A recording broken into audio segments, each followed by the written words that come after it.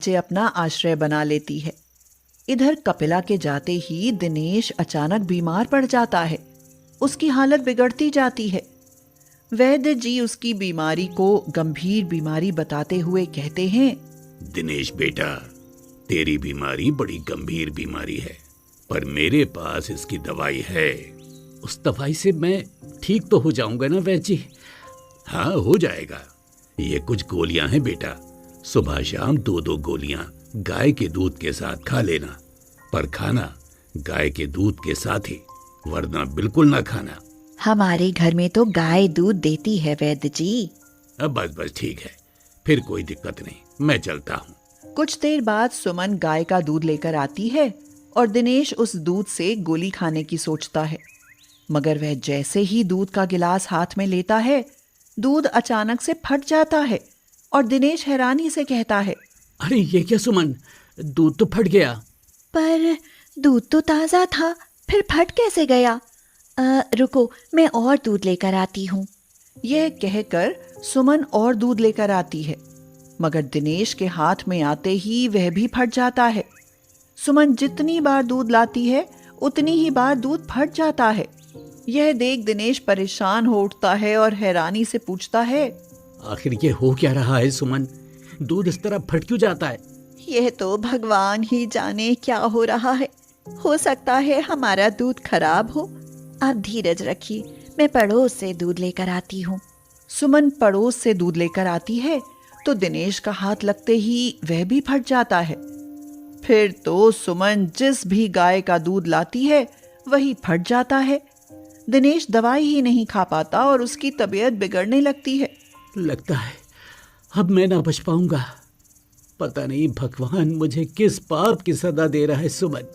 और सताओ गौ माता को, आप मानो या ना मानो, ये कपिला पर जुल्म ढाने की ही सजा मिल रही है आपको। बेचारी पता नहीं जिंदा भी है या मर गई। सुमन, पैसे के लालच में आकर मैं बहुत बड़ा पाप कर बैठा। मुझे गौ माता को सताना नहीं चाहिए था। यह कहकर दिनेश फूट फूट कर रोने लगता है। फिर समय बीतता जाता है और एक दिन कपिला जंगल में एक स्वस्थ और सुंदर बछड़े को जन्म देती है। अपने नटखट बछड़े को देखकर कपिला सोचती है, बहुत प्यारा और नटखट बेटा है मेरा, पर इसे लेकर जंगल में रहना खतरे से खाली नहीं है। किसी दिन बाघ या शेर का शिकार बन सकता है। क्यों ना इसे लेकर अपने घर वापस चली जाऊं? अब तो मैं दूध देती हूँ, इसीलिए दिनेश मेरी और मेरे बच्चे की अच्छे से देखभाल भी करेगा। हाँ, यही ठीक रहेगा। यही सोचकर कपिला अपने बछड़े को लेकर घर की तरफ चल पड़ती है। कपिला घर आकर सबसे पहले गौरा से मिलती है। गौरा उसे और उसके बच्चे को देखकर फूली नहीं समाती और मारे खुशी के उसकी आंखें छलक आती हैं। वह कपिला से कहती है, कपिला बहन, कैसी हो? मुझे तो तुम्हारी बहुत याद आती थी। मैं भी तुम्हें बहुत याद करती थी बहन। अरे वाह, तुम्हारा बेटा तो बहुत प्यारा है। हाँ बहन। कपिला यह कह ही रही होती है कि तभी दिनेश आकर सीधे कपिला के पैरों में गिर जाता है और कहता है, मुझे माफ कर देना गौ माता, मैंने तुम पर बड़े अत्याचार किए हैं। यह कहकर दिनेश रोने लगता है। उसे रोते देख कपिला की भी आंखें भर आती हैं। कपिला उसे माफ कर देती है। यह सब देख सुमन बहुत खुश होती है। फिर अचानक कपिला के थनों से दूध टपकते देखती है तो सुमन तुरंत दूध निकालती है। सुमन बीमार दिनेश को कपिला का दूध देती है तो दूध फटता ही नहीं है। यह देख दिनेश की सारी परेशानी दूर हो जाती है।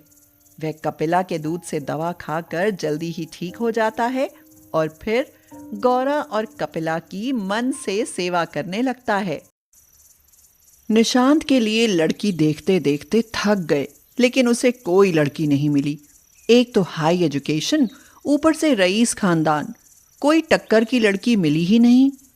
निशांत की शादी की उम्र दूसरे चरण पर थी। उसकी माँ शकुंतला 65 पार कर चुकी थी और ऐसे में भी बेटे का ब्याह ना हो तो कितनी चिंता की बात है। इसलिए वह निशांत की शादी का रजिस्ट्रेशन कराने मैरिज ब्यूरो पहुंच गई। शकुंतला वहां जाकर मैनेजर से बोली, सुनो भैया, हमें अपने लड़के की शादी करवानी है। लड़की ढूंढते चप्पल घिस गई, पर मजाल है जो कोई लड़की मिली हो। भगवान जाने लड़कियों को धरती निकल गई या आसमान निकल गया। माँ जी जरा शांत रहिए और बताइए कि कैसी लड़की चाहिए। कैसी चाहिए? क्या मतलब? गोरी हो, लंबी हो, रसोई में कुशल हो, और हाँ, पढ़ी लिखी भी हो। कम से कम बीए पास तो जरूर हो। थोड़ी नाक और गर्दन भी लंबी होनी चाहिए। हाँ, बस फिर तो आपको लड़की मिल गई। अरे आपका बेटा बूढ़ा हो जाएगा और आप बिना बहू के स्वर्ग सिधार जाओगी। क्या कहा तुमने? मैं बिना पोते पोती के मर जाऊंगी? नहीं नहीं, मुझे तुम एक ऐसी लड़की दिखा दो जो बस मेरे कुल का नाम चला सके। मुझे और कुछ नहीं चाहिए। फिर तो ठीक है, एक लड़की है मेरे पास, लेकिन ऑस्ट्रेलिया की है। उसकी माँ भारत की है, लेकिन उसने एक फॉरेनर से शादी की थी। लड़की सुंदर है, गोरी है, साथ में पढ़ी लिखी भी, और सारी खूबियां सभी में एक साथ तो नहीं मिलती। आप अपने बेटे का फोटो और बायोडेटा दे दीजिए, मैं आपको फोन करके बता दूंगा। सुनो भैया, क्या अभी बात नहीं हो सकती? लड़की की फोटो ही दिखा दो, बाकी बातें तो बाद में हो ही जाएंगी। ये देखिए फोटो। अरे वाह, लड़की तो बहुत गोरी चमड़ी की है। सुनो, अब देर ना करना। अगर लड़की की माँ राजी हो तो चट मंगनी पट ब्याह। हाँ। शकुंतला ने वहां से आकर घर में शोर मचा दिया। अरे कहाँ हो सब लोग? मैंने अपने निशांत का रिश्ता पक्का कर दिया है। सुजाता बहू, लोकेश, जल्दी बाहर तो आओ। क्या हुआ मम्मी जी? अरे ये पूछ क्या नहीं हुआ। इतने दिनों से निशांत के लिए रिश्ता ढूंढ रहे थे, और आज देखो लड़की मिली है तो ऑस्ट्रेलिया की। बस कल रिश्ता पक्का ही समझो। मम्मी जी, आप और ऑस्ट्रेलियन बहू पसंद करके आई हैं? यकीन ही नहीं हो रहा। चलो अच्छी बात है। बस जल्दी से कोई लड़की मेरी देवरानी बनकर इस घर में आ जाए और इस घर का वंश आगे बढ़ाए। शकुंतला एकदम से भावुक हो गई और बोली, तुम चिंता मत करो बहू, भगवान एक दिन तुम्हारी गोद भी जरूर भरेगा। मम्मी जी, आपके प्यार ने ही तो आज तक मेरी उम्मीद को जिंदा रखा है, वरना मैं तो कब की टूट गई होती। निशांत भी एक तरफ खड़ा हुआ उनकी बातें सुन रहा था। शकुंतला ने अपने बच्चों को बड़ी मुश्किलों का सामना करके पाला था। बिना पिता